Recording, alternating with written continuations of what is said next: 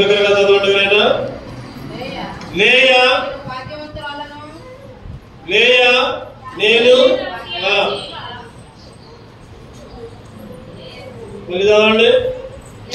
లేయా నేను భాగ్యవంతురాలను, స్త్రీలు నన్ను భాగ్యవతి అందరు కదా అని అతనికి ఆషేరును పేరు పెట్టెను. 12-13 చదవమన్నా, అక్కడ కొద్దిగా డిస్టర్బెన్స్ వచ్చింది. 12-13. లేయా నేను భాగ్యవంతురాలను, లేయా దాసి అయిన జల్ఫా యాకోబునకు రెండవ కుమారుణ్ణి కనగా, రెండవ కుమారుణ్ణి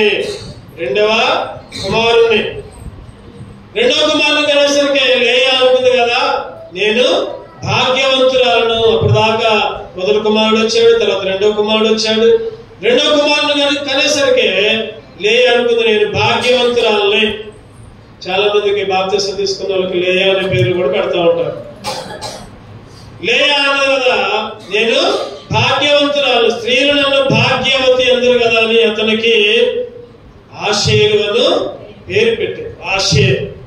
ఆషేర్ అంటే అదృష్టవంతుడు, అదృష్టం, భాగ్యవంతుడు. ఇంకో మాట చెప్పాలంటే ఈరోజు నిజంగా లేయాకి పిల్లలు లేరు, దేవుడు పిల్లల్నిచ్చాడు, దాసి ద్వారా పిల్లల్నిచ్చాడు.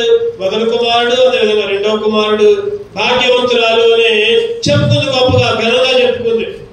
మరి ఈరోజు మన జీవితాల్లో కూడా దేవుడు మనల్ని భాగ్యవంతులుగా చేశాడు. దేవుడు మనల్ని ఏం చేశాడంటే భాగ్యవంతులుగా చేశాడు. దేవుడు భాగ్యవంతులుగా ఎట్లా చేశాడు? ఎటువంటి పరిస్థితుల్లో దేవుడు మనల్ని భాగ్యవంతులుగా చేశాడు? ఏమిచ్చి లేయాకంటే కుమారుని నుంచి భాగ్యవంతురాలుగా చేశాడు. మరి నిన్ను నన్ను దేవుడు ఎట్లా భాగ్యవంతులుగా చేశాడు? ఏమిచ్చాడు మనకి? క్లుప్తంగా కొన్ని విషయాలు మనం ధ్యానం చేసుకుందాం. 2 పరిశుద్ధ గ్రంథాల నుంచి దేవుడు ఎలా భాగ్యవంతులుగా చేశాడు మనల్ని. భాగ్యవంతులు అంటే చెప్పండి, భాగ్యవంతులు అంటే అనుకోవచ్చు, చాలా మంది అనుకోవచ్చు ఏమని, నాకు మేడలు ఉన్నాయి, మిద్దెలు ఉన్నాయి, లేదా నాకు పొలాలు ఉన్నాయి, నాకు ఆస్తులు ఉన్నాయి, లేదా నాకు బిల్లులు ఉన్నాయి, లేదా నాకు ఉద్యోగాలు ఉన్నాయి, లేకపోతే ఇంకేదో ఉన్నాయి. లోకపరంగా ఏదన్నా అభివృద్ధిలోకి వస్తే దేవుడు నన్ను దీవించాలని అంటాం, కానీ దేవుడినే మర్చిపోతాం. కానీ అసలైన భాగ్యవంతులు, అసలైన భాగ్యము కలిగిన వారు ఎవరంటే, ఎవరైతే యేసుక్రీస్తుని నమ్ముకుంటారో, ఎవరైతే దేవుని మందిరంలో ఉంటారో వాళ్ళే అసలైన భాగ్యవంతులు, వాళ్ళే నిజమైన అదృష్టవంతులు. ఎందుకంటే పరలోక రాజ్యానికి వారసులు వాళ్ళు. ఈ లోకంలో ఉన్నా లేకపోయినా, లేదా ఈ లోకంలో తినడానికి ఉన్నా లేకపోయినా, ఉండటానికి ఇల్లు లేకపోయినా, లేదా ఆరోగ్యం క్షీణించినా పర్వాలేదు, కానీ యేసుక్రీస్తుని కలిగి ఉంటే మాత్రం వాళ్ళు భాగ్యవంతులు అని చెప్పొచ్చు. అన్ని ఉన్నా, అన్ని ధన సంపదలు, గౌరవాలు, లేకపోతే మర్యాదలు అన్ని ఉన్నా కూడా యేసుక్రీస్తు లేకపోతే నీ జీవితంలో నువ్వు భాగ్యవంతులు కాదు. బైబిల్ చెప్తుంది. ఏ విధంగా దేవుడు నిన్ను నన్ను భాగ్యవంతులుగా చేశాడు? 2 విషయాలు క్లుప్తంగా ధ్యానించుకుందాం. ద్వితీయోపదేశకాండం 33, ద్వితీయోపదేశకాండం 33, 29 చదవండి. ద్వితీయోపదేశకాండం 33:29.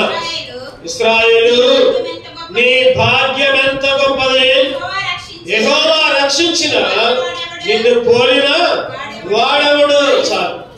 ఇశ్రాయేలు, ఓ ఇశ్రాయేలు నీ భాగ్యం ఎంత గొప్పది. ఎందుకంటే భాగ్యం చెప్పండి కింద ఉంది. యెహోవా రక్షించిన నిన్ను పోలిన వాడు ఎవడు? ఆయన రక్షించాడు. ఎందుకు భాగ్యవంతులు అంటే దేవుడు మనల్ని రక్షించాడు, రక్షణ ఇచ్చాడు. దేవుడు మనకి మన జీవితాల్లో రక్షణ ఇచ్చాడు. అందుకనే మనం భాగ్యవంతులు. అందుకనే ఒక పాట కూడా ఉంటుంది. ఏంటిదా పాట చెప్పండి. ఓ ఇశ్రాయేలు నీదు భాగ్యం ఎంత గొప్పది, యెహోవా రక్షించి నా నిన్ను పోలిన వాడు ఎవడు. యెహోవా రక్షించి నా నిన్ను పోలిన వాడు ఎవడు. ఓ ఇశ్రాయేలు నీదు భాగ్యమెంత గొప్పది.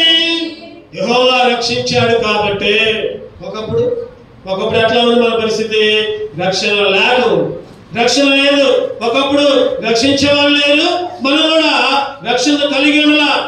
దేవుడు మనకు రక్షణ ఇచ్చాడు, రక్షణ ఇచ్చి భాగ్యవంతులుగా చేశాడు. అందుకనే ఒక మాట ఉంటుంది, రోమీయులకు రాసిన పత్రిక 10వ అధ్యాయం,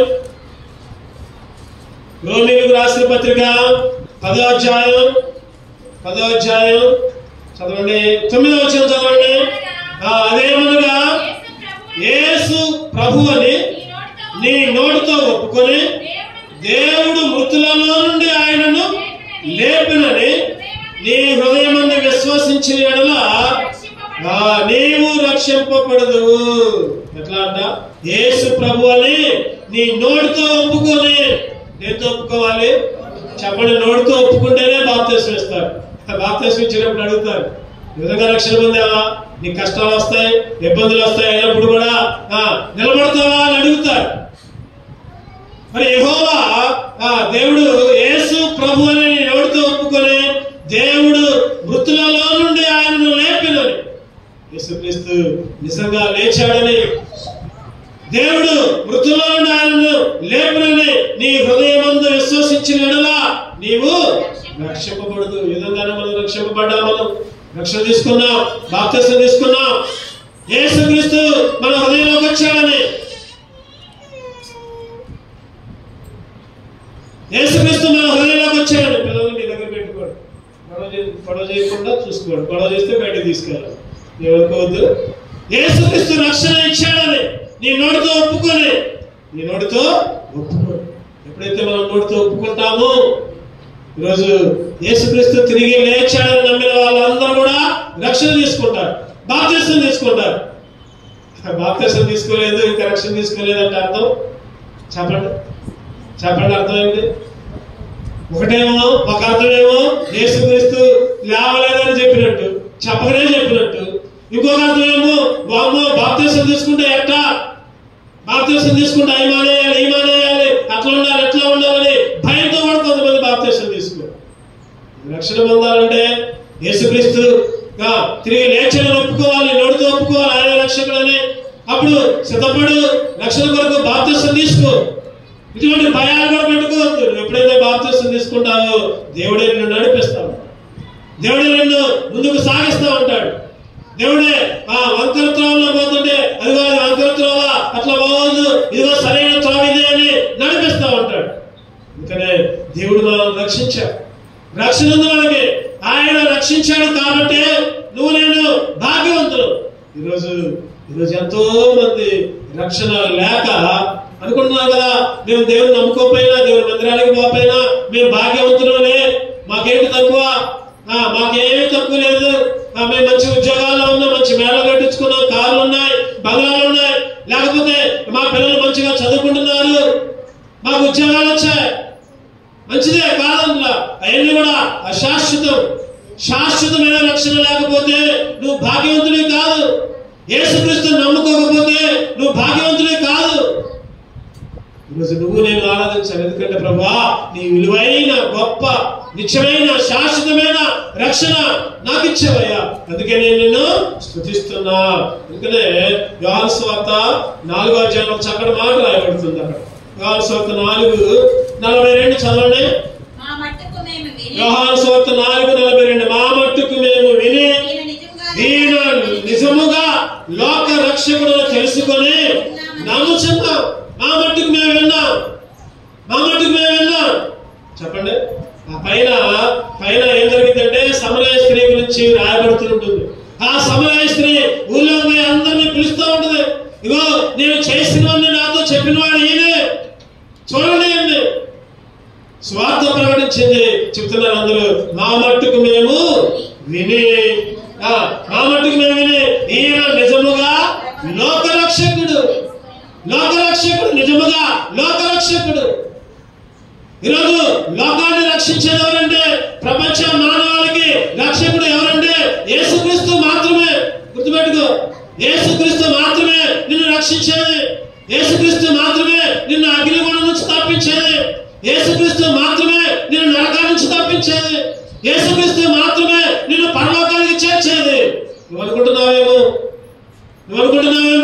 ఏదో చేస్తే, లేకపోతే ఏ పుణ్యకార్యాలు చేస్తాను, లేకపోతే ఏ దాన ధర్మాలు చేస్తాను, నాకు రక్షణ ఉంటుంది, నేను స్వర్గానికి పోతాను అనుకుంటున్నావేమో. అదంతా ఒట్టిదే. బైబిల్ చెప్తుందిగా, యేసుక్రీస్తు మాత్రమే నిజమైన లోక రక్షకుడు. ఈరోజు మనం ఆరాధించాలి. ఎందుకంటే అటువంటి లోక రక్షకుడు దగ్గరకు వచ్చి ఆయనే స్తుతిస్తున్నాం, ఆయనే ఆరాధిస్తున్నాం. అందుకనే తెస్సలోనికైలకు రాసిన పత్రికలో కూడా ఒక మాట ఉండొచ్చు. చూద్దామండి. మొదటి తెస్సలోనికైలకు రాసిన పత్రిక 5వ అధ్యాయం 9వ వచనం. మొదటి తెస్సలోనికైలకు రాసిన పత్రిక 5:9. ఎందుకనగా మన ప్రభు అయిన యేసుక్రీస్తు ద్వారా రక్షణ పొందుటకే దేవుడు మనం నియమించను, కానీ ఉగ్రత పాలగుటకు నియమింపలేదు. ఉగ్రతలోకి పోవడానికి, నరకంలోకి పోవడానికి, అగ్నిగుండంలోకి పోవడానికి దేవుడు మనల్ని నియమించలా, దేవుడు మనల్ని పుట్టించలా. ఆయన ఉద్దేశం ఏంటంటే అందరూ కూడా రక్షించడానికే. చాలా మంది అంటా ఉంటారు, ఇంకా దేవుడు రాడంటే, ఇంకా యేసుక్రీస్తు రెండవ రాకడ చిన్నప్పటి నుంచి చెప్తున్నారు కదా. చిన్నప్పుడు మేము చిట్టాలో ఉన్నాం, 4వ తరగతి 3వ తరగతి చదివే టైంలో మా నాన్నగారు, తర్వాత కొంతమంది సేవకులు ఊరితో మాట్లాడుకునేవాళ్ళు, బైబిల్ గురించే మాట్లాడుకునేవాళ్ళు కూర్చొని. మా నాన్నగారు చెప్తుండేవాళ్ళు, అప్పుడే చెప్తుండేవాళ్ళు, ఏం లేదు అయిపోయింది, యేసుక్రీస్తు రెండవ రాకడ వచ్చేస్తుందని చెప్పేవాళ్ళు. 2000 కల్లా 2000 అప్పుడు ఆ టైంలో 2000 సంవత్సరం టార్గెట్ పెట్టుకున్నారు మా చిన్నప్పుడు. 2000 సంవత్సరం కల్లా యేసుక్రీస్తు వస్తాడు. 2025 వచ్చింది, ఇంకా రాలా. నేను కొన్నిసార్లు ధ్యానం చేసుకుంటే ఈ మాట, ఎందుకు ఇంకా యేసుక్రీస్తు రావట్లేదు అంటే, చెప్పండి, ఇంకా నువ్వు రక్షణ పొందవా, ఇంకా నువ్వు బాప్తిసం తీసుకోవాలా, నువ్వు అగ్నిగుండంలోకి పోవడం దేవుడికి ఇష్టంలా, నువ్వు నరకానికి పోవడం దేవుడికి ఇష్టంలా.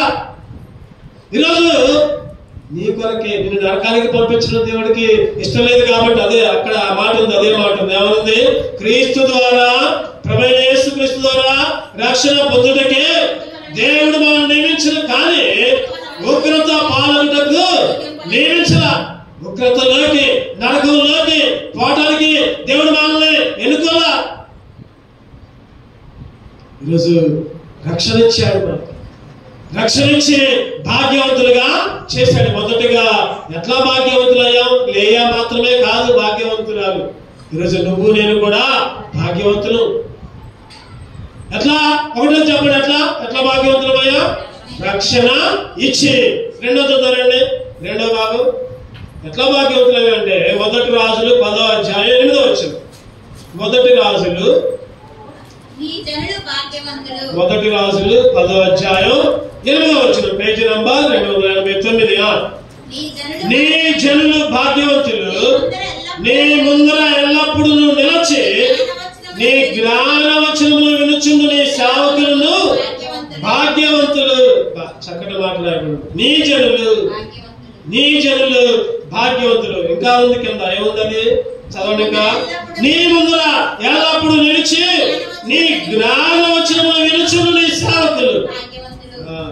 సేవకులు అంటే ప్రసంగం చెప్పేవాళ్ళే కాదు, సేవకులు వినేవాళ్ళు కూడా సేవకులే. దేవుని జ్ఞానవచనాలను వినే భాగ్యం ఇచ్చాడు.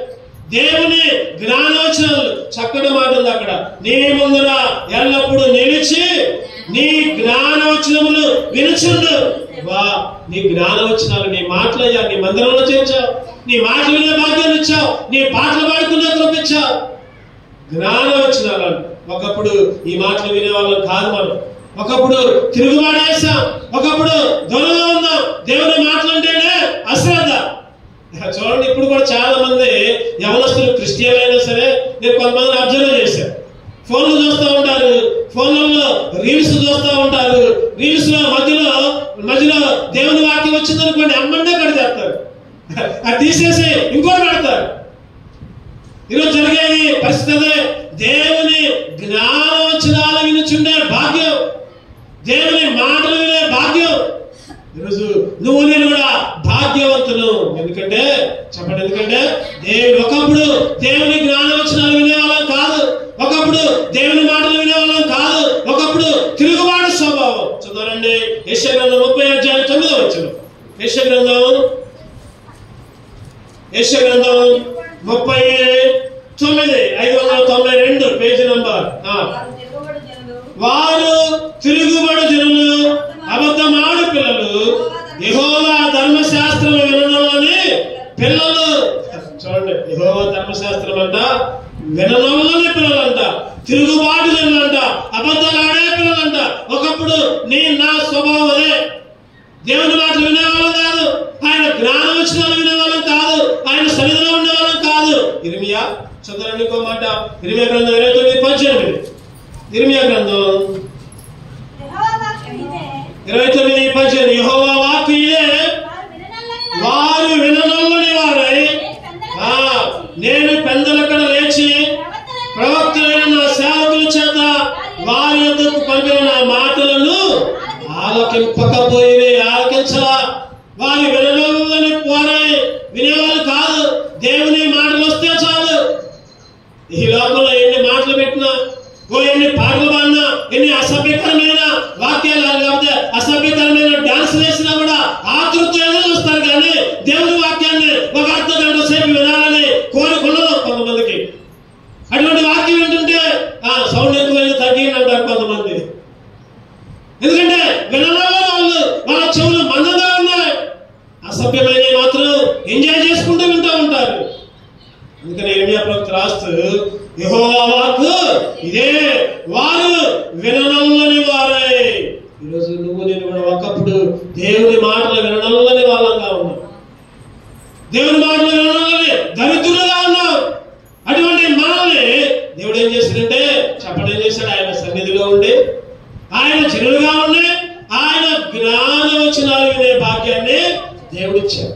ఆయన జ్ఞానవచనాలు విని సరి చేసుకుని, ఆయన జ్ఞానవచనాలు విని దాని ప్రకారం జీవించేవాళ్ళుగా నిర్ణయం చేస్తాడు. అందుకే నీవు నేను భాగ్యవంతులుగా ఉన్నావు. సామెతలు చదవడానికి చక్కటి మాట ఉంది, 8వ అధ్యాయం 34వ వచనం. సామెతలు 8:34, 537 పేజీ. అనగా నువ్వు నా గడప మీద కనిపెట్టుకొని, నా ద్వారబంధం మీద కాచుకొని, నా ఉపదేశము వినువారు ధన్యులు. ఎవరంటే ధన్యులు చెప్పండి, ఎవరు ధన్యులు? దేవుని ద్వారబంధం మీద కాచుకోవాలి. ఆయన గడప దగ్గర కాచుకుని, ఆయన మెట్ల దగ్గర కాచుకుని, అటువంటి వారి జీవితం ధన్యకరమైన జీవితం. దేవుని మందిరానికి, దేవుని మెట్లకి, దేవుని గడపలకి దూరంగా ఉండి దేవుని దగ్గరికి రాని వాళ్ళ సంగతి ఏంటంటే, ఒక మాట చెప్పాలంటే దరిద్రులు అని చెప్పొచ్చు వాళ్ళని. ఒకప్పుడు ఆ స్థితి నీది నాదే, దరిద్రులుగా ఉన్నాం. కానీ ఇప్పుడైతే ఆయన గడప ఎంత కనిపెట్టుకుని, ఎక్కడ కనిపెట్టుకోవాలంట చెప్పండి, ఆయన గడప దగ్గర, ఇంకా ఆయన ద్వారబంధం మీద కాచుకొని. నేను అప్పుడప్పుడు వస్తా ఉంటా మందిరానికి, సడన్ గా వస్తా ఉంటా.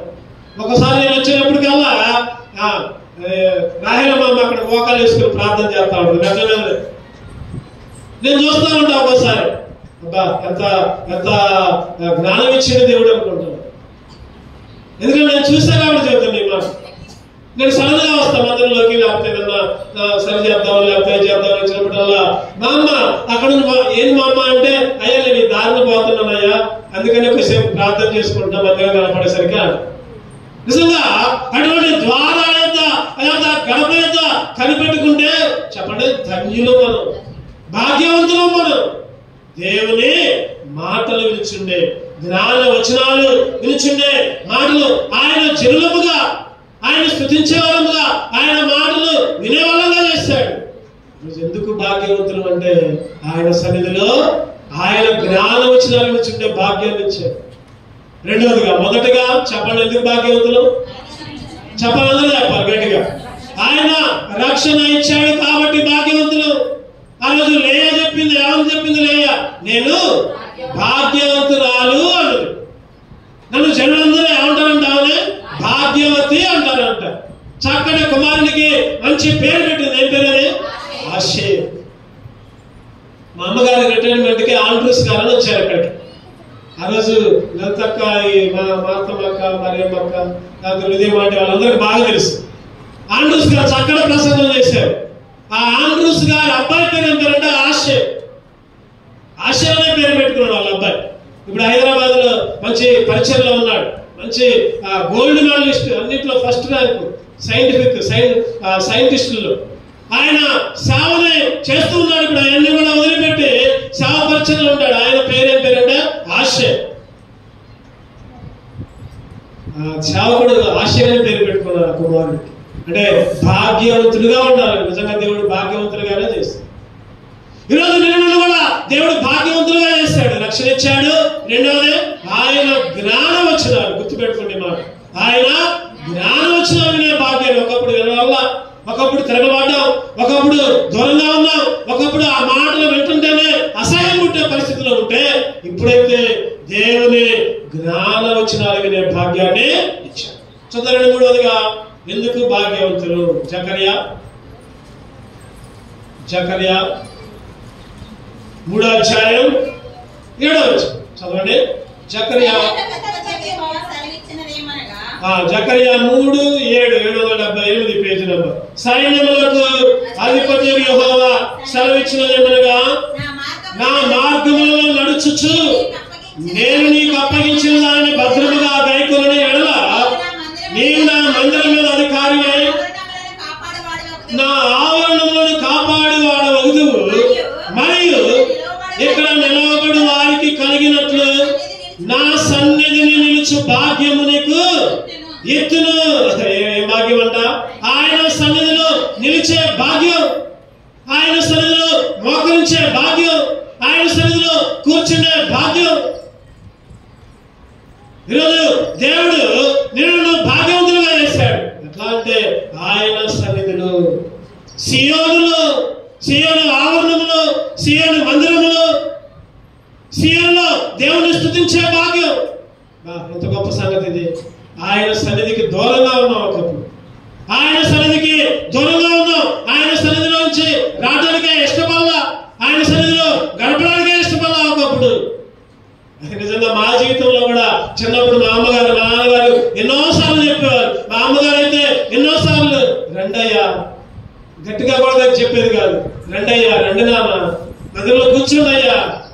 మేమైతే అమ్మా క్రికెట్ మ్యాచ్ ఉంది, మేము క్రికెట్కి పోతున్నాం అనేవాళ్ళం. అదే మందిరానికి వచ్చి బైబిల్ పెట్టి వెళ్ళిపోయేవాళ్ళం. ఈరోజు నువ్వు నేను మనస్థితి ఒకప్పుడు ఆయన సన్నిధికి దూరంగా ఉన్నాం. ఆయన సన్నిధి అంటేనే నిర్లక్ష్యం. ఆయన సన్నిధి అంటే ఏమాత్రం కూడా భయం లేదు. ఆయన సన్నిధిలో భయం లేకుండా లేటుగా వచ్చేవాళ్ళం ఒకప్పుడు. పాటలు పాడిన తర్వాత, ఆరాధన చేసిన తర్వాత, లేదా ఆరాధనప్పుడు బయటికి పోతే మళ్ళీ ముగింపు ప్రార్థనప్పుడు. ఎందుకంటే భయం లేదు దేవుడు అంటే, దేవుడి సన్నిధి అంటే. ఇప్పుడు కూడా చాలా మంది అంతే ఉంటున్నారు అనుకోండి. దేవుడి సన్నిధి అంటే భయం ఉంటే సమయానికే ప్రారంభ ప్రార్థనగా వస్తాం మనం.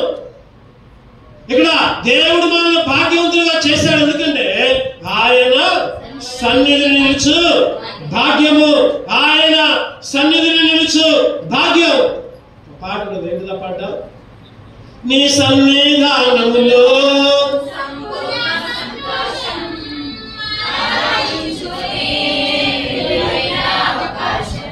నీ సన్నిధానములో సంపూర్ణ సంతోషం, ఆరాధించుకునే విలువైన అవకాశం, కోల్పోయినవన్నీ నాకు ఇచ్చుటకును,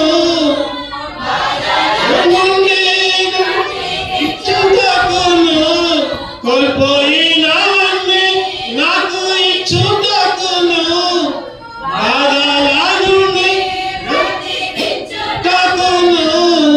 నీవే లేకపోతే నేనుండాలేనయ్యా, నీవే రాకపోతే నేనేమైపోదును. ఉండాలేనయ్యా, గడపాలేనయ్యా, నేనుండాలేనయ్యా, నేనయ్యా, లేకుండా నేనుండాలేనయ్యా, లేకుండా నేనుండాలేనయ్యా. రాజా నీ సన్నిధిలోనే ఉంటానయ్యా, ఆరాధిస్తూ కనిపిస్తానయ్యా. రాజా నీ సన్నిధిలోనే ఉంటానయ్యా, చక్కటి పాట, చక్కటి పాట. ఆయన ఉండలేకపోతే, ఆయన సన్నిధి లేకపోతే, ఆయన తోడు లేకపోతే, భక్తులు అన్నారు కదా, క్రైస్తవులు అంట అబద్ధాలు ఆడరంట. ఏం చేస్తారు చెప్పండి? అబద్ధాలు పాడతారంట. ఇప్పుడు మనందరం పాడాలి, మరి నిజం పాడాము అబద్ధం పాడాము ఎవరికి వాళ్ళకే తెలుసుకోవాలన్నమాట. ఈరోజు ఆయన సన్నిధి లేకుండా, ఆయన తోడు లేకుండా, రాత్రి ప్రేయర్ మీటింగ్ లో ఒక మాట చెప్పుకున్నాము. ఎప్పుడు బలం మనకి చెప్పండి? ఎప్పుడు బలం? రాత్రి వచ్చిన చెప్పండి. ఎప్పుడు బలం? ఆయన సన్నిధిలో కనపడితే, ఆయన ఉంటేనే బలం మనకి. ఈరోజు చాలా మంది అనుకుంటున్నారు కదా, దేవుడు లేకపోయినా నేను బలవంతుని అనుకుంటున్నారు. నాకున్న ఉద్యోగం బట్టి, నాకున్న అందచందాలను బట్టి, నాకున్న ఆస్తిపాస్తులను బట్టి, నాకున్న అధికారాన్ని బట్టి, లేకపోతే నాకున్న డిగ్రీలను బట్టి, చదువులను బట్టి. గుర్తుపెట్టుకోండి, అవసరాలా గుర్తుపెట్టుకోండి. మీ చదువులు కాదు మీకు బలాన్ని ఇచ్చే, లేకపోతే మీ ఉద్యోగాలు కాదు, లేకపోతే మీకున్న బలం కాదు, లేకపోతే మీకున్న ఆస్తిపాస్తులు కాదు. దేవుడే నీకు బలం. ఆయన ఉంటేనే మనం బలవంతులు. ఆయన లేకుండా ఉన్నదంతా కూడా చెప్పండి ఎటువంటి బలం అయ్యి? ఎటువంటి బలం? వాపు బలంగా భావించకూడదు. మనం అదంతా వాపు అని అనుకోవాలి. ఈరోజు దేవుని సన్నిధి నన్ను ఏం చేసిందంటే భాగ్యవంతులుగా చేసింది. ఆయన సన్నిధి మనల్ని భాగ్యవంతులుగా చేసింది. ఆయన సన్నిధిలో నిలబడకుండా అయ్యో నేను పాపం చేశానే, నా దోష శిక్ష అని అంటాడు ఒక ఆయన. నీ సన్నిధిలో నిలబడడానికి నన్ను వెళ్ళగొట్టావని అంటాడు. ఎవరైనా చెప్పాలి, కరెక్ట్ గా చెప్పాలి. నీ సన్నిధిలో ఉండే భాగ్యాన్ని నేను కోల్పోయానే, నా దోష శిక్ష చేత నన్ను వెళ్ళగొట్టావే. అయ్యో, అది కాదు చదవండి అన్నమాట. చదవండి, ఎక్కడుందో చదవండి. కయ్యను ఒక మాట అంటా ఉంటాడు, అయ్యో నీ సన్నిధిలో నుంచి నన్ను వెళ్ళగొట్టావే. 8వ అధ్యాయం 4వ అధ్యాయం 13 చదవండి. అందుకు కయ్యను, నా దోష శిక్ష నేను భరింపలేనంత గొప్పది, నేడు ఈ ప్రదేశమును నన్ను వెళ్ళగొట్టుతుంది, నీ సన్నిధికి రాకుండా వెలివేయబడి దిగులు పడుచు భూమి మీద దేశదమ్మరినాయి. నీ సన్నిధికి రాకుండా దేశదమ్మరులాగా. ఎందుకంట దోష శిక్ష. ఈరోజు నువ్వు నేను కూడా ఒకనొకప్పుడు మన దోషాల చేత, మన పాపాల చేత, మన చెడుతనం చేత దేవునికి దూరంగా ఉన్నావు, వెలివేయబడ్డావు, దేవుని సన్నిధిలో గడపలేని వాళ్ళంగా ఉన్నావు. అయ్యా నన్ను జ్ఞాపకం చేసుకోయ్యా. రాత్రి చెప్పుకున్నాం మనం అదే. ఎవరెవరు? అబ్రహాము, ఇస్సాకు, యాకోబులు జ్ఞాపకం చేసుకున్న దేవుడివి. ప్రభా, వారి చెడుతనాన్ని బట్టి, వారి పాపాన్ని బట్టి వారికి ప్రతీకారం చేయాల. హన్నా గురించి ధ్యానం చేశాం, సంసోను గురించి కూడా ధ్యానం చేసుకున్నాం.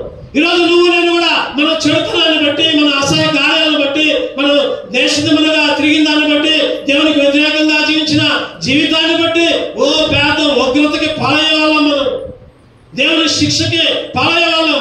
కానీ ఎన్ని కూడా దేవుడు జ్ఞాపకం చేసుకోకుండా ఏం చేశాడంటే మనల్ని రక్షించాడు, ఆయన సన్నిధిలో ఉంచాడు. ఆయన సన్నిధిలో ఒకప్పుడు దూరస్తులుగా ఉన్నాం, ఒకప్పుడు దూరస్తులుగా ఉన్నాం, తరిమి వేయబడిన వాళ్ళంగా, దేశ దిమ్మరులుగా వెలివేయబడిన వారుగా. ఇప్పుడు ఏం చేశారంటే సమీపస్తులుగా ఆయన రక్తము చేత దూరస్తులమైన మమ్ము నీ రక్తముతో స్వామి స్తోత్రము, దూరస్తులమైన మమ్ము నీ రక్తముతో చేరదీసి చేర్చుకున్న స్వామి స్తోత్రము.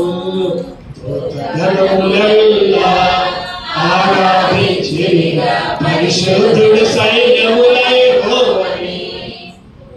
ఈరోజు దేవుని ఆరాధించి అటువంటి సైన్య సమూహాలకు అధిపతి అని ఆ దూతగణాలతో పాటు నువ్వు నేను కూడా ఆరాధిస్తున్నావు. ఎఫెసీయులకు రాసిన పత్రిక 2వ అధ్యాయం చదవండి. ఆ మాట దూరస్తులమైన అనే మాట ఉంటుంది. 13వ వచనం చదవండి. అయినను మునుపు దూరస్తులమైన మీరు ఇప్పుడు క్రీస్తు యేసునందు, క్రీస్తు రక్తము వలన, క్రీస్తు రక్తము వలన సమీపస్తులుగా, ఆయన రక్తము ద్వారా మాత్రమే. ఒకప్పుడు కఠినం, మన హృదయాన్ని కఠినం చేసుకున్నాం, తిరగబడ్డాం. అదే ఎఫెసీయులకు రాసిన పత్రిక 4వ అధ్యాయం చదవలో ఒక మాట ఉంటుంది. ఎఫెసీయులకు రాసిన పత్రిక 4వ అధ్యాయం 18వ వచనం చదవండి. 18. వారైతే అంధకారమైన మనస్సు కలవారై తమ హృదయ కాఠిన్యం వలన తమలో ఉన్న అజ్ఞానం చేత దేవుని వల్ల తనకు జీవములను వేరుపరచబడిన వారై వేరుపరచబడిన వారిగా ఉన్నాం. ఎట్లా అంటే అంధకారమైన మనస్సు, ఇంకా హృదయాల్లో కాఠిన్యం, అజ్ఞానం. ఈరోజు దేవుడు అటువంటి స్థితిలో దూరంగా ఉన్న మనల్ని ఏం చేశారంటే సమీపస్తులుగా రక్తము ద్వారా, అదే భాగ్యం. ఆయన సన్నిధిలో సమీపస్తులుగా ఉండి ఆయన ఆరాధించే భాగ్యం. 3వదిగా 4వదిగా చూద్దామండి. 4వదిగా యాకోబు పత్రిక 2వ అధ్యాయం, యాకోబు పత్రిక 2వ అధ్యాయం 5వ వచనం చదవండి. నా ప్రియ సహోదరులారా ఆలకించుడి, ఈ లోక విషయములో దరిద్రులైన వారిని విశ్వాసముందు భాగ్యవంతులుగాను తను ప్రేమించిన వారికి తాను వాగ్దానము చేసిన రాజ్యమునకు వారసులుగాను ఉండుటకు దేవుడు ఏర్పరచుకొనలేదా? చెప్పండి. ఎట్లా అంట? దరిద్రులైన వారిని విశ్వాసమందు భాగ్యవంతులుగా. 4వ విషయం చెప్పండి. ఒకటది రక్షణ ఇచ్చి భాగ్యవంతులుగా చేశాడు. 2వది ఆయన జ్ఞానవచనాలు వినే భాగ్యాన్ని ఇచ్చాడు. 3వది ఆయన సన్నిధిలో నిలిచే భాగ్యాన్ని ఇచ్చాడు. 4వది విశ్వాసమందు దరిద్రులైన వారిని. ఎటువంటి వారిని? దరిద్రులైన వారిని. విశ్వాసములో నమ్మకములో చూడకపోయినా గమనించకపోయినా దేవుడు అంటే ఎరగకపోయినా ఒక నిరీక్షణ, ఒక నమ్మకం, ఒక విశ్వాసం ఈరోజు నీకు నాకు అనుగ్రహించాడు. ఎందుకు దేవుని సన్నిధిలోకి వస్తున్నామంటే ఒక నిరీక్షణ, ఒక విశ్వాసం, ఒక నమ్మకం, విశ్వాసాన్ని ఇచ్చాడు. దరిద్రులమైన మనకి ఎటువంటి వాళ్ళని చెప్పండి? దరిద్రులమైన. బైబిల్లో ఒక మాట ఉంటుంది, లాజరు అని ఒక దరిద్రుడు ఉండేది అన్నాడు. లోకస్వార్తలో ధనవంతుడు లాజరు కథలో వాక్యం ఉండదు. అక్కడ ఏమనంటే లాజరును ఒక దరిద్రుడు, ఒక ఇంకో పక్కేమో ధనవంతుడు, ఇద్దరు చనిపోయారు.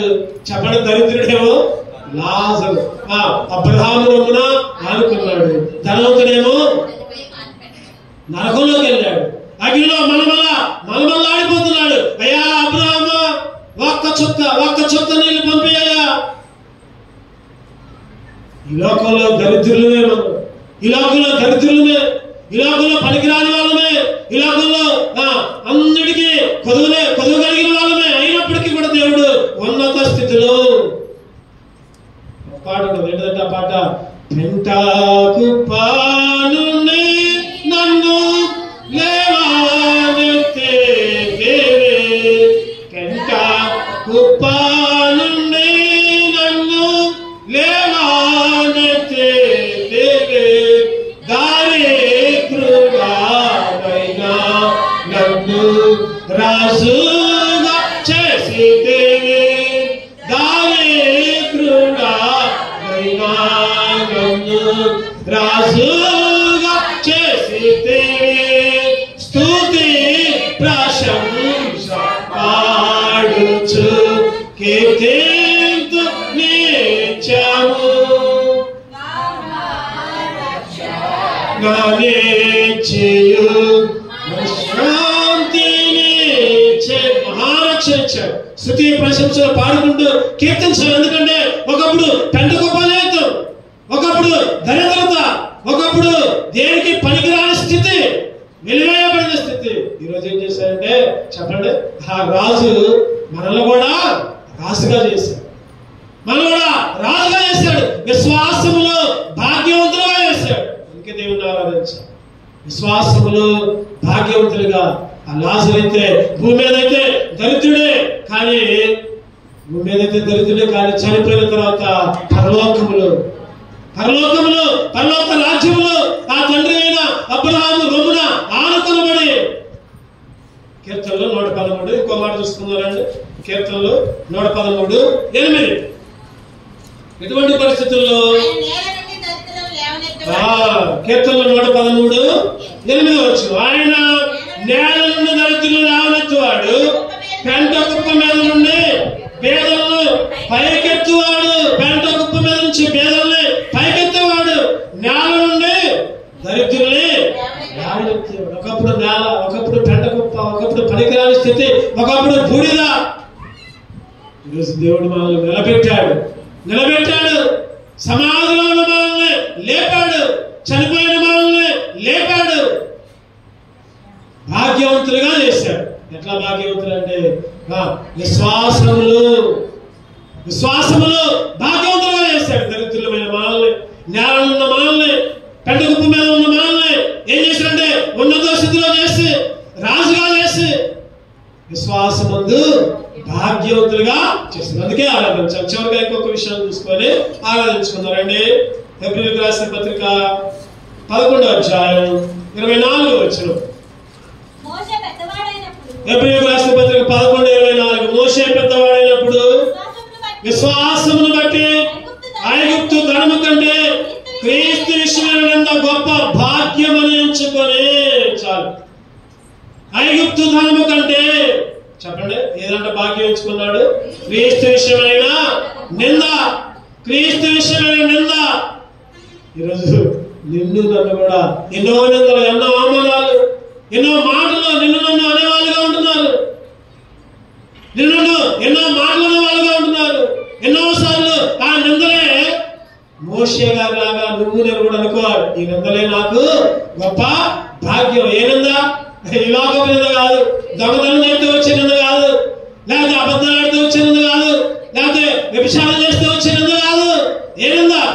క్రీస్తు విషయమైన నింద. క్రీస్తు విషయమైన నింద. ఎన్నో నిందలయ్యా, ఆ నిందల్లో కూడా నన్ను భాగ్యవంతుడిగా చేశావు.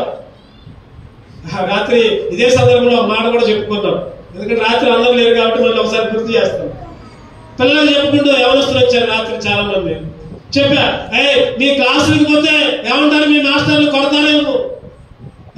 ఆదివారం క్లాస్ పెట్టారనుకోండి, ఆదివారం క్లాస్ పెడితే మీరు చెప్పాలి, ఏమని, మాకు చర్చి ఉంది, ఆరాధన ఉంది, దేవుని సన్నిధిలో గడిపిన తర్వాతనే క్లాస్కి వస్తాం, లేకపోతే రాము. ఏమంటారు? ఒక దెబ్బ కొడతారు, లేకపోతే ఇంకో 2 దెబ్బలు కొడతారు, లేకపోతే ఒకసారి బయట నిలబెడతారు. చెప్పండి ఏనందది? క్రీస్తు విషయమైన నిందది. అది గొప్ప భాగ్యం ఉంచుకోవాలి. ఈరోజు పిల్లలు ఎట్లా ఉన్నారంటే 10వ తరగతి, లేకపోతే ఇంటర్మీడియట్, లేకపోతే డిగ్రీ ఎట్లా ఉన్నారంటే సండే క్లాసులు పెడితే వాము మీ క్లాసుకు పోవాలి. ఒక్కరోజు కూడా దేవుని విషయమైన నింద భరించవాలి. క్రీస్తు విషయమైన నింద ఏంటిది? గొప్ప భాగ్యం. నీ స్థితిలో, నీ భవిష్యత్తులో నువ్వు అనుకుంటావేమో, ఆ రోజు క్లాసుకు పోకపోతే తిడతారు, లేకపోతే కొడతారు, లేకపోతే మార్కులు తక్కువ వస్తాయని అనుకుంటావేమో. నువ్వు ఆ క్లాస్ అయిపోయి దేవుని మందిరంలో గడుపు, దేవుడు నిన్ను ఇంకా అభివృద్ధిలో తీసుకుని వస్తాడు. నీకు వచ్చే మార్కుల కంటే ఇంకా ఎక్కువ మార్కులు వస్తాయి. దేవుని ఆశీర్వాదం లేకుండా నువ్వేమి కూడా చేయలేవు. గుర్తుపెట్టుకో. వాటికన్నా వీటికనే లోక విషయంలో ప్రాధాన్యత ఇస్తే, లోక విషయంలో ప్రాధాన్యత ఇచ్చి ఆనందం అయ్యటం కంటే దేవుని విషయమైన నింద. ఒక అక్క అన్నది కదా, అక్క మందిరానికి ఎందుకు రాలేదు అక్క అంటే, అన్న ఇయాలే పెళ్లి వచ్చిందన్నా, ఆ పెళ్లికి బాగపోతే వాళ్ళు లూకోరన్నా పెళ్లికి బాగపోతే. నాకు చాలా బాధ అనిపించింది. అదే మందిరానికి రాకపోతే మరి దేవుడు అనుకుంటున్నా? దేవుడు ఏమన్నా చీపా? చెప్పండి, దేవుడు ఏమన్నా తక్కువడా? మందిరానికి రాకపోతే దేవుడు ఏమనుకోడా? వాళ్ళు ఉంటాం. దేవుడు వాళ్ళు తిట్టారనుకోండి, వాళ్ళు నిందించారనుకోండి, చెప్పండి అదేంటది? నీకు భాగ్యం, నీకు భాగ్యం, అది మేలది, మేలు భాగ్యం. అందుకనే బైబిల్ మాట నా నిమిత్తమై చదవనమాట. మత్తయి సువార్త 5వ అధ్యాయం 11వ వచనం.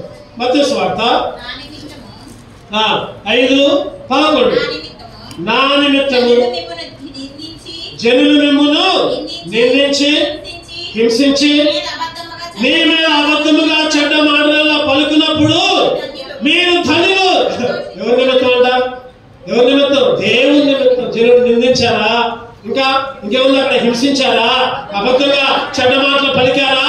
అటువంటిప్పుడు ఒక ఆయన ప్రార్థన చేసుకుంటుంటే జనులు పోయి సాయం చెప్పారు రాజు గారికి. ఎవరైనా చెప్పాలి? ఎవరైనా? దానియేలు జనమందరూ సాయం చెప్పారు, అబద్ధాలు చెప్పారు అనుకున్నారు కదా. అబ్బా ఇక సింహాలు కొహేవాడి గతి అనుకున్నారు, సింహాలు పేకుతుంటాయి అనుకున్నారు. కానీ ఈ వాక్య ప్రకారం ఏం జరిగింది అక్కడ చెప్పండి? మీరు ధన్యులు. దానియేలు ధన్యుడిగా ఉన్నాడు. సింహాలు ఏమి అమ్లా, దేవుడు సింహాల నోర్లు మూయించాడు. పడేసిన వాళ్ళని పిప్పి చేశాడు. కానీ దానియేలు మాత్రం దగ్గర కూడా రాలా. ఈరోజు మీరు ధన్యులు. దేవుని విషయమై నింద, దేవుని విషయమై నేను అంటానేమో, మీ ఇంటి వాళ్ళు లేదా మీ బజార్ వాళ్ళు లేదా మీ కులాల వాళ్ళు అంటారేమో, ఓ ఇల్లు రాత్రులు పోతున్నారని. అది గొప్ప భాగ్యం ఎంచుకో, అది గొప్ప దరిద్రం ఎంచుకో. ఈరోజు మనుషులకి తడిసి లేదా ఇంకెవరికో తడిసి నువ్వు దేవుని సన్నిధిలో భాగ్యాన్ని లేదా దేవుడిచ్చే ధన్యతని పోగొట్టుకోవద్దు. క్రీస్తు విషయమైన మోషే గారంట చెప్పండి. మోషే గారు నిజంగా ఫరో కుమార్తె యొక్క కుమారుడు వినిపించుకుంటే ఆయన యువరాజు. ఒక మాట చెప్పాలంటే యువరాజు అయ్యేవాడు ఆ ఐగుప్తులో ఉన్నట్టయితే. కానీ ఆ యువరాజు నాకు వద్దు అనుకున్నాడు, ఈ రాజులకు నాకు వద్దు అనుకున్నాడు. వెళ్తా ఇశ్రాయేలు దగ్గరికి. క్రీస్తు విషయమైన నింద గొప్ప భాగ్యం. మీ జీవితంలో నా జీవితంలో కూడా గొప్ప భాగ్యాన్ని ఇచ్చాడు. ఎంతో మంది ఎన్నో నిందలు, ఎన్నో అవమానాలు, ఎన్నో మాటలు, సూటిపోటి మాటలు, తెలిసిన వాళ్ళే, బంధువులే, నాకు సంబంధికులే, తోబుట్టులే, ఆ విధంగా మాట్లాడినప్పుడల్లా ప్రభా నన్ను భాగ్యవంతుడిగా. పేతురు చూద్దాం ఇంకో మాట. 1 పేతురు 4వ అధ్యాయం 14వ వచనం చదువుకున్నాం. 1 పేతురు 4:14 క్రీస్తు నామము నిమిత్తము మీరు నింద పాలన మహిమాస్వరూపైన ఆత్మ అనగా దేవుని ఆత్మ మీ మీద నిలుచున్నాడు కనుక మీరు అన్ని ధన్యులే. అన్ని ధన్యతలే. కాకపోతే మేమే ఈ ధన్యతలు పోగొట్టుకున్నా దరిద్రులు అవుతాం. ఈరోజు క్రీస్తు విషయమైన క్రీస్తు నామము నిమిత్తము మీరు నిందల పాలైతే నీ నిమిత్తము నిందల పాలైన కూడా మమ్మల్ని ధనులుగా చేశావు, ప్రభువును భాగ్యవంతులుగా చేశావు. అందుకే ఆరాధించాం. ఈరోజు దేవుడిని ఆరాధించేవాడుగా ఉన్నారు. దేవుడు ఎలా మనల్ని భాగ్యవంతులుగా చేశాడు మన అంశం చెప్పండి. ఆ రోజు లేయా అనుకుంది కదా, ఏమనుకుంది లేయా?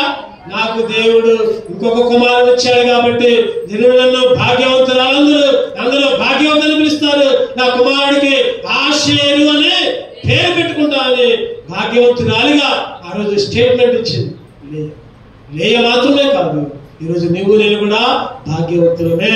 నిన్ను కూడా భాగ్యవంతులుగా చేశాడు. చెప్పండి. ఒకటోది రక్షణ ఇచ్చి భాగ్యవంతులుగా చేశాడు. రెండవది జ్ఞాన వచనాలు వినే భాగ్యం ఆయన సన్నిధిలో ఉండి. మూడవది ఆయన సన్నిధిలో నిలిచి ఆయన స్తుతించే భాగ్యం. నాలుగవది విశ్వాసం ద్వారా దరిద్రులమైన మనల్ని భాగ్యవంతులుగా చేశారు. ఏడవది క్రీస్తు విషయమైన నిందల్లో కూడా భాగ్యవంతులుగా చేశారు. అందుకే దేవుడిని ఆరాధించుకుందాం. అటువంటి ఆరాధన చేసే దేవుడు మనందరినీ కూడా సిద్ధపరచునుగాక. 2 వందలు పడదాం, ఒక పాట పాడుకుందాం, ఒక 2 వచనాలు పాడుకుని దేవుడిని ఆరాధించుకుందాం. రెండు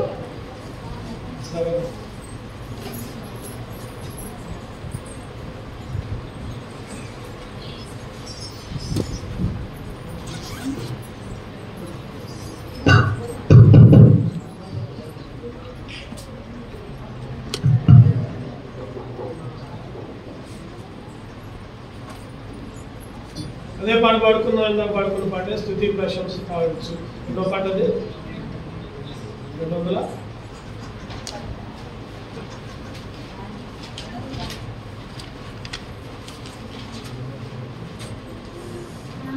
212 శ్రేణి గీతాల నుంచి పాట సంఖ్య 212. 183 పాత శ్రేణి గీతాల నుంచి 183.